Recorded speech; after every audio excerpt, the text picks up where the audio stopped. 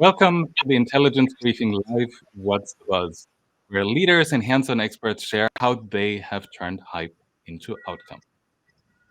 Today, we'll talk about how different cultures view AI.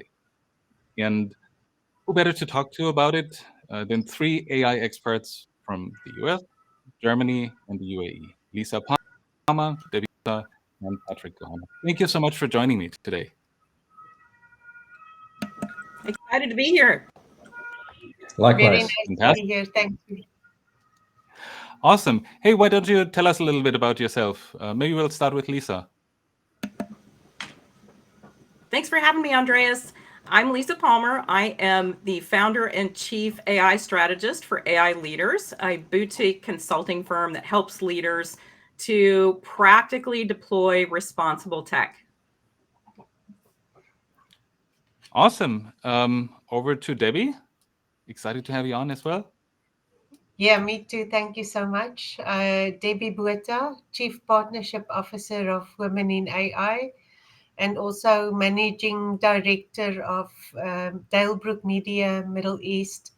And both these companies are community building companies in the data analytics and AI space. So really excited to be on the show. Thank you so much. Excellent. And quickly over to Patrick. Hi, I'm Patrick Glauner. I'm a professor of AI in Germany. I care about not just academia, but also how those theories and models add value and finally help us to increase our prosperity. In addition to my professorship, I run my own AI consulting business on the side, and I was previously an executive in industry.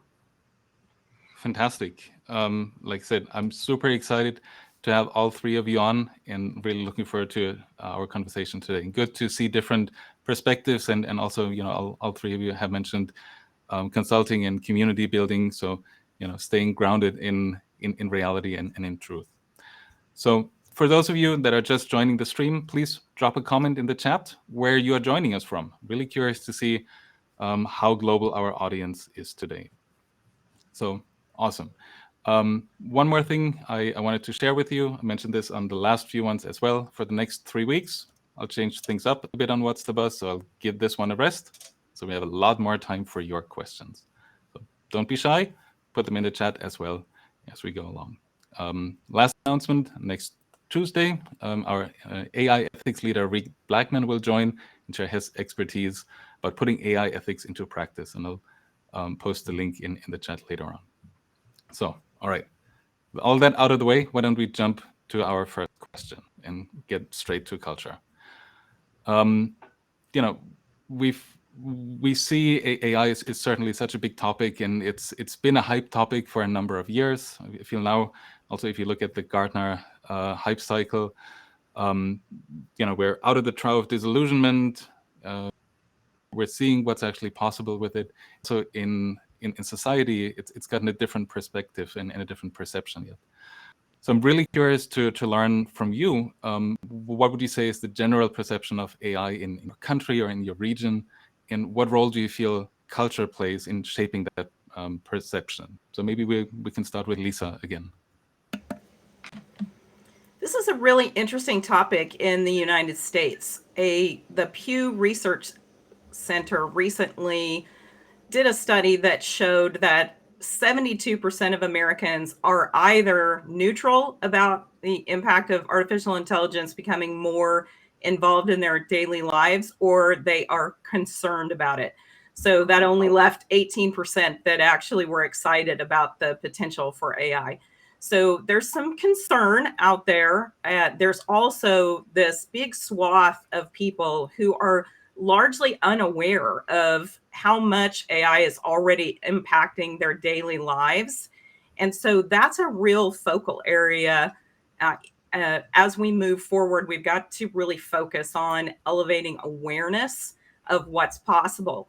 In the political realm, it's been really interesting because over the last 4 years, so from 2019 to today, there have been 177 AI-related bills introduced in totality across all of the different states in the U.S. And so that demonstrates that there's growing legal interest, legislative interest in particularly in addressing some of the harms. And then there's a lot of this legislation that's focused on studying artificial intelligence and things around impact on the workforce. So there is concern. The political environment is heating up in that space, but we are arguably behind places like Europe in this space. So it's going to be interesting to see how it develops. Fantastic. Thanks for sharing. And living in the US myself, I see several of the themes that you mentioned as well. Right, our smart assistants have made their way into our homes already for a few years, but what's really that understanding of what that thing can really do, or how pervasive overall AI is getting, right? We love the convenience of things like Siri or Alexa. Sorry if those are going off in the background for those of you listening right now. But there's certainly implications. So good to hear your perspective. So maybe Patrick, I personally I've been part of some conversations and also in Germany lately, where I see there's a big concern about AI and automation entering the workplace, and how does it change our work, and will I still have a job, or will it look different, and I actually like my job kind of the way I'm doing it right now, although it could be better, it could be different. And certainly Germany and Europe having a much different perspective on what we see in the US. So I'm really curious to hear what you're seeing in Germany, in the conversations that you have also with political leaders in Germany.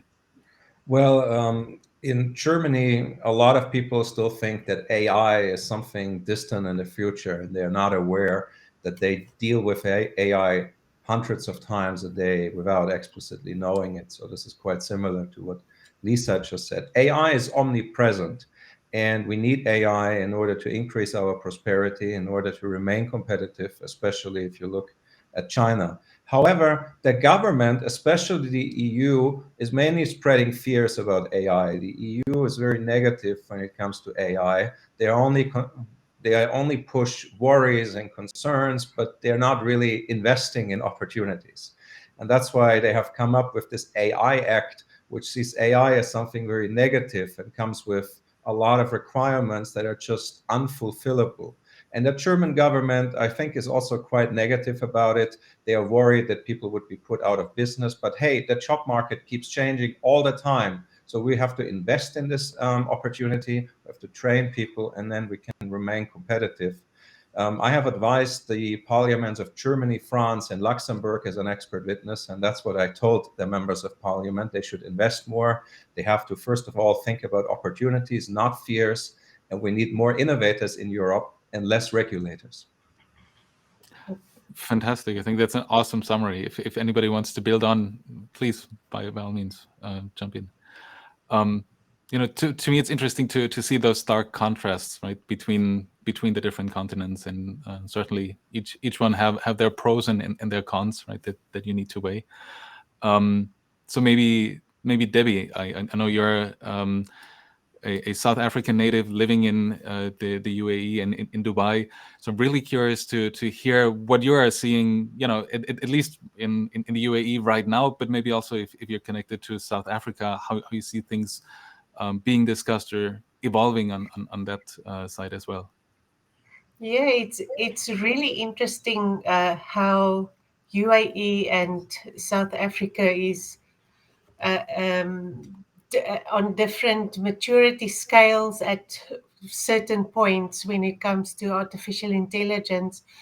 UAE is aggressively early adopters of artificial intelligence. It's the country that has the first minister of artificial intelligence, has had for a couple of years now. The first university of artificial intelligence started in the UAE also a couple of years ago. And they work a lot with worldwide organizations with base in UAE. There's World Economic Forum and United Nations. Really a lot of money, effort, and power is pushed from the government, which is the royal family, to the ground, and lots of programs for massive innovation is happening. They were not as aggressively pursuing the data underlying foundations, but they're definitely pursuing that now. So it was first artificial intelligence, and now the data foundation is really coming to the fore. Where in South Africa, I was part of one of the first teams that built the first data warehouse in the world in South Africa. That was in the early 90s.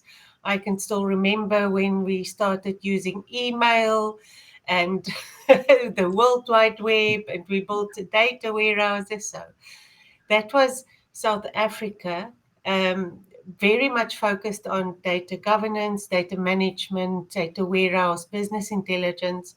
And now they're coming to the fore aggressively with artificial intelligence. But I would say South Africa is more advanced when it comes to the data management, data governance, and UAE is more advanced when it comes to artificial intelligence, for sure. That's interesting. Thanks for sharing. And I think, you know, having a solid data governance can also be a solid foundation then for how you build your AI. But great to hear those perspectives as well. So I'm having a quick look at the chat. Seems that we're definitely having a global audience. So from Amsterdam in the Netherlands to Romania, Austria, Oklahoma, Chennai, India, Pennsylvania, Austria, in Ireland. So awesome to see so many of you on. And I'm sure there's many more that have not yet put their location in the chat. So if you have any other questions for our guests, please do feel free to put them in the chat. That's a great opportunity, you know, to hear from so many different experts and so many different perspectives here. You know, since we're on the topic of culture, maybe I'll throw in another question. I think on one level, right, there's culture on a societal level and on a geographic level. To the points that you've made, right? We feel a certain way about it in the US. We might feel differently in Germany or in Europe, and there are different advancements or views in other parts of the world, like the UAE or South Africa. But what I'm curious about also is how do you feel these cultures influence an AI program, an AI project that you run in a company? If you have so many different aspects and views to reconcile and, you know, get under one umbrella, what do you think the role of culture is there, and how can you manage that? It's a bit of an unprepared question, but I'm curious what do you think? Whoever wants to go first. Well, if I can, as women in AI, we're all about diversity and inclusion and culture. And what we also look at is the various generations, because if you compare the Generation Z to even the millennials, they're much, much more aggressive or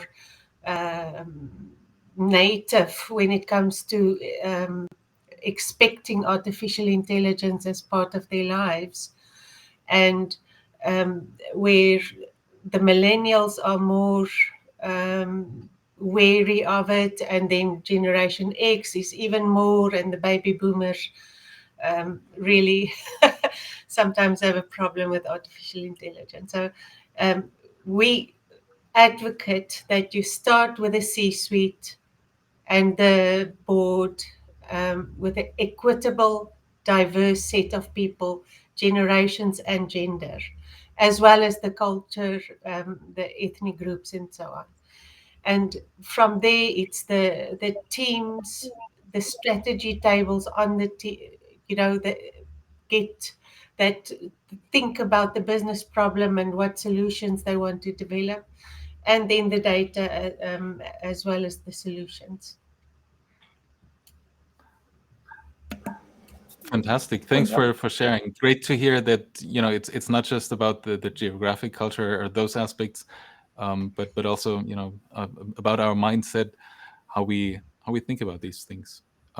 Lisa, Patrick, anything you would want to add from what you are seeing? I'll jump in, Andreas. I think that it's important for people to recognize the culture within their specific organization. So, for example, if you are in an organization that tends to be innovative and progressive, then you will probably have to lean on things like making sure that you have governance and that you are including all of the right people. You've got, you know, you have this this natural attitude of being very go-getter and accepting of new technology, new environments. If you're on the other end of that scale and your culture is more reserved or more cautious, we often see this in highly regulated industries, for example, then that's going to take a different kind of approach for you to successfully embed artificial intelligence into your environment. So you're going to have to really raise awareness and onboard people to this idea and help them to understand what the opportunities are, and not just the risks that they're going to see. So it's really important that you take your organizational culture into consideration when you are building your approach around leveraging AI. Well, in Germany, also in industry, I see a lot of skepticism, and the best thing you can do to address these people is show them concrete benefits, how AI is suddenly able to do things that company was not able to do before, or things that were extremely expensive or lengthy. So you need a lot of humans to do that work. And now AI can do this much faster and much cheaper and much better, and it can help us to remain competitive. And I keep telling companies that I work with that change is coming anyway. And the best thing you can do now is to invest, and you can help and you can contribute to the transformation, which is much, much better than being transformed when others do it. So you will not be out of business because of AI. Your job is changing, and there are plenty of benefits that AI brings. Obviously, it depends on the industry. Highly regulated industries are more conservative. Then there's this whole ethics topic. So if you, I don't know, work on social media, probably you have to address other concerns than if you work in mechanical engineering. Fantastic. Thanks for sharing. Seems like we had some issues with the stream. I hope they're fixed, and we can move on to the next question. So thanks again both for your perspectives here. Actually, all three. So I think you already started to allude to it a little bit. You know, going from the geographic, societal aspect of culture to the company culture. I think the other question then also is, well, how can we actually help prepare the future workforce and leaders to get results from AI and do that in a responsible way while we are different cultures and different aspects, like you know, age or mindset in mind. So maybe to you, Patrick, what are you doing at the university to help prepare the future workforce and leaders to succeed with AI in business? Well, I feel most AI courses at universities and most AI books, they purely cover machine learning models all day long. And finally, they are important, but when you work on AI projects, that's actually not the big part of your work, training models. Rather, you have to do a lot of other stuff around it. Training the actual models is nowadays largely automated. So I teach a course on innovation management for AI, in which I tell my students what typical challenges are when doing AI projects in companies, certain obstacles that may appear, and how to address them. We also look at ethics, we look at explainable AI, we look at biased data sets. Because like this, finally, our students will build better AI models that are not just prototypes that fail, rather they will build products that work. And the topics like bias, data sets, ethics, explainability, and so forth, those are largely ignored in most university courses. And then eventually graduates just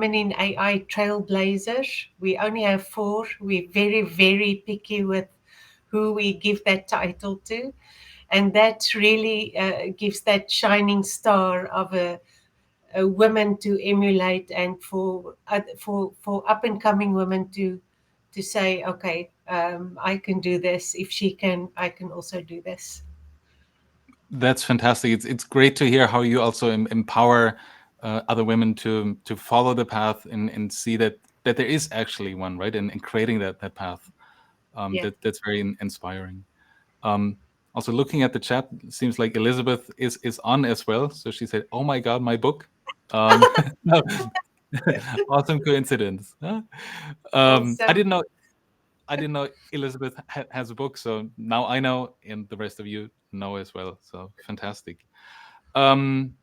So maybe over to Lisa with the same question. Then how do you feel in the US we can prepare or better prepare the workforce for AI? I love Debbie's point about starting from childhood and seeing Dr. Adams' book. That's fabulous. So I am approaching this from a very public facing, let's make AI more accessible, more understanding perspective. So anybody that follows my content has seen that I've recently been talking about things like generative AI art and generative AI recipes and things along this line that really help people to understand in a very practical, accessible way what some of the capacities, what the capabilities are for artificial intelligence. So in my mind, as we're preparing the workforce, there is an expectation that there will be a net loss. This is a US statistic, that there will be a net loss of 15 million jobs by 2030 as a result of artificial intelligence. Now, having said that, it means that it's going to impact the workforce, people that have no idea that it's going to impact them. So I am hoping to elevate understanding and awareness of the general public in hopes that people will understand more, will start to look into retooling their own skills and help to prepare our overall workforce, and not just those that are in what we traditionally call a white collar job. I think that's a very important way to look at it, right? Because it does affect basically all areas of society and of the workforce. So great to see you call out, right? It's not just for certain groups, but it actually impacts all of us. And I think also be interesting to see what the net gain then is, right? Or if you have a loss of 15 million on one side, what is the opportunity on the other? And how does it affect those different groups? Maybe there's one question in the chat from Kancharani that goes in the same direction. So I'll pick that up here. And she says, hey, how much awareness is there with respect to risk involved when it comes to deploying AI for any predictions or decision making? It should be a supportive system, but not a replacement for humans. If you have a perspective or would like to share your thoughts, please jump in. Otherwise, I feel like it matches very nicely with what all three of you said. Anything you would want to add? Well, I think a supportive system is great. And it's not just about replacing humans. If you look at Europe and our population, we have a population that is shrinking and getting older. So there is also an enormous lack of medical doctors, for example, but we have more and more old people that need treatment. So AI can be very beneficial here because the AI can do part of the work, and then doctors can maybe focus more on communication with the patients or some more tricky tasks. So it's not necessarily about replacement. Obviously, some jobs will disappear, but that has happened ever since. If you look back 100 years ago, almost none of these jobs from 100 years ago exist today anymore. But new jobs have been created. Our prosperity has skyrocketed in the last 100 years. And we hope that the same will happen because of AI. It looks very likely. So yeah, the market is changing. And if one country or one company does not want to join the transformation, they'll be out of business at some point because others will do it. And that's a fact. And I think overall, yes, it's about supporting. Replacing may happen, but I don't think this will be the key focus of AI. Fantastic. Thanks for sharing that. And I think you make it very clear and very urgent, right? That we need to act on the levels that we are able to influence, even if it is just within our own spheres. So I see we're coming up to the end of the show. Maybe really quickly, can each of you summarize your one takeaway? So you get to the usual 3 takeaways for the audience today, starting with Debbie. What's the one thing you would want our audience to take away from today's session? From today's session or in general, I would say always have 3 mentors. 3 mentors? 3 mentors.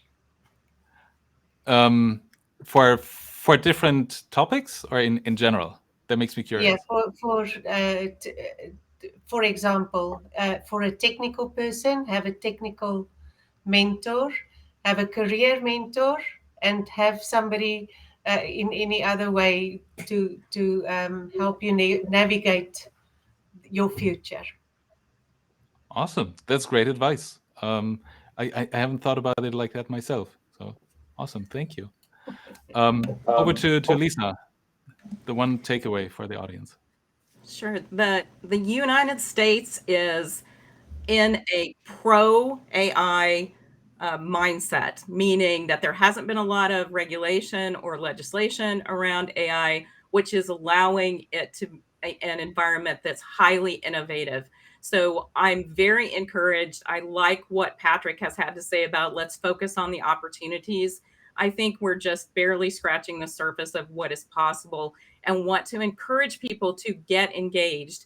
Everyone needs to learn, upskill yourself, become aware, get your families upskilled from the time that they're little, make sure that they understand what's going on. So my bottom line is get engaged. Awesome. Well, Great call to action. Well, if you live in Europe, take a look at the AI Act. You can find more on my website, glauner.info. Talk to your local politicians. If the AI Act becomes a reality, this would really stifle SMEs in Europe, and it would probably lead to a major economic meltdown. So we should make sure the AI Act is not happening because it's mainly driven by fears, not by opportunities. Awesome. Love again your call to action and the sense of urgency which with which we need to act, right? Whether it's around mentors, it's around enablement, or it's around making sure that innovation can continue to lead to prosperity. So, like I said, we're getting to the end of the show. Thank you so much to all three for joining us today, for sharing your expertise. I feel we had a really good and also deep discussion on the topic of culture and the different aspects. I'm really grateful to have had you on. Thank you so much. Thanks for having us. You're an awesome host. Thank you so much. Thanks, Andreas. My It's pleasure. been fun. Yeah. Awesome. Thanks so for then having to us on the you, show. excellent. Then to you in the audience, see you next time for another round of the Intelligence Briefing Live. What's the buzz? Where? Well.